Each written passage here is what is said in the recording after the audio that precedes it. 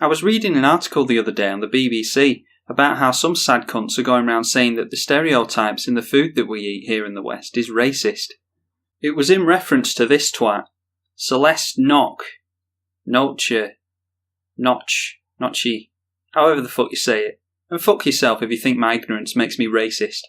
She's a Filipino-American food and travel photographer, according to the article.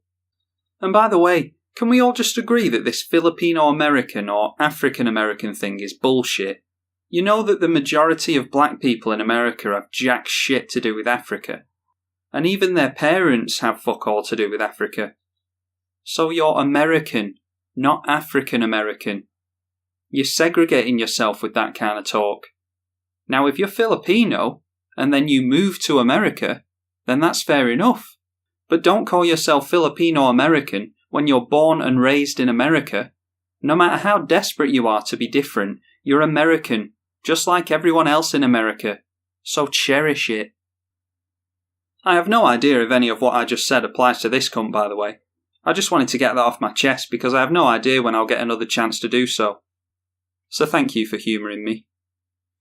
Anyway, she was recently heard on the Racist Sandwich podcast, where she had some thoughts to share on the exotified depiction of certain recipes within the blogging and gourmet community. Fucking hell. Hang on. Exotified. Where have I heard that bullshit before? But it's important to note that women of color from any background can be, and often are, stereotyped and exotified. Sometimes black female characters are exotified entirely through clothing that simultaneously sexualizes them while also evoking racist stereotypes. 2009's... Oh yeah, Anita Sarkeesian. If our good friend Celeste is anywhere near the level of virtue-signalling idiocy that Sarkeesian is, then I think we're in for a real treat with this article.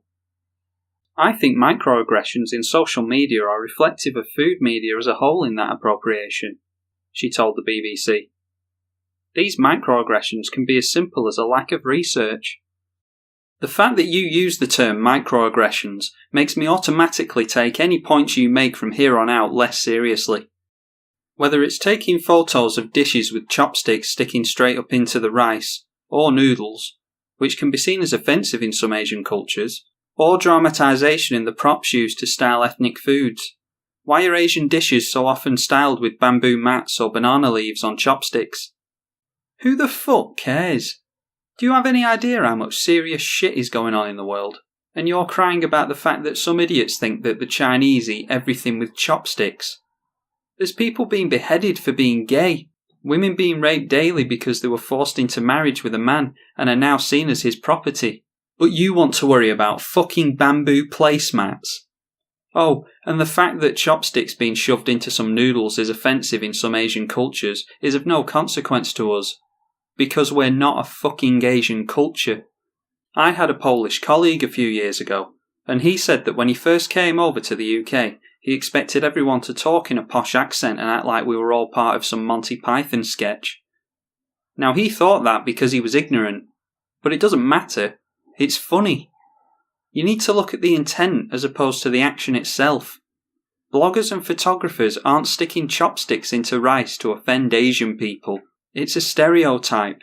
Just like drinking tea, bowler hat wearing posh talking cunts from England is a stereotype. It doesn't harm anyone, so just calm the fuck down, will you? She went on to say that established food blogs like that of Andrew Zimmern also feed into stereotypes. Quote, his recipe for Filipino short ribs is styled with chopsticks, even though Filipinos traditionally eat with spoons and forks, or with their hands. Oh no! They put chopsticks in the food when it should have been a spoon! Oh no! How could these monsters do such a thing, you crybaby wussy little prick? If someone took a photo of a plate of fish and chips, which is a stereotypical English dish, and rightly so by the way, because we do actually eat that here, but then they went and shoved a wooden spoon onto the plate, I can't say I'd give much of a fuck about it. Just like if a chef from India came along and served up an authentic British fish and chips dish in his restaurant, but then he served it to you with a wooden spoon, I wouldn't be bothered, You know what I'd think? I'd think, that's weird. I wonder why they serve it with a wooden spoon. And then I'd get on with my life. It's not something worth pissing your pants over. And it's not just her worrying about this shit. The food website Bon Appetit received some criticisms for publishing a video last year about noodles, claiming that pho is the new ramen. Several commenters attacked the video for the simplification of Asian culture as pho is from Vietnam and ramen is from Japan. Well, the person in that video didn't say that pho and ramen are from the same place. He said pho is the new ramen. As in, ramen is very popular amongst Western people. But that title is soon to be taken over by pho. A totally harmless comment that these regressive fucknuggets have managed to turn into a drama. And after a little over 24 hours, Bon Appetit gave in to all these sad acts and pulled the video down. Do you think people raise their kids this way now? Cry long enough and you'll get whatever you want? I fucking hope not, or we're all fucked. And there's even another example of this bullshit. Pembroke College and Cambridge University have also received complaints from ethnic minority students about food on the menu. One of them wrote on the college's Facebook page, "Dear Pembroke catering staff, stop mixing mango and beef and calling it Jamaican stew." Please? Rude little cunt. I'm actually half Jamaican. Please show me where in the Caribbean they mix fruit and meat. That's not how this game works, cunt. First you have to show me which half of you is Jamaican. The college said they would be going through the dishes on the menu to see if any are ones that are not very well named. So there you go, Canada. America. You're not the only ones with a bunch of regressive little bitch baby cunts in universities. We've got them across the pond as well.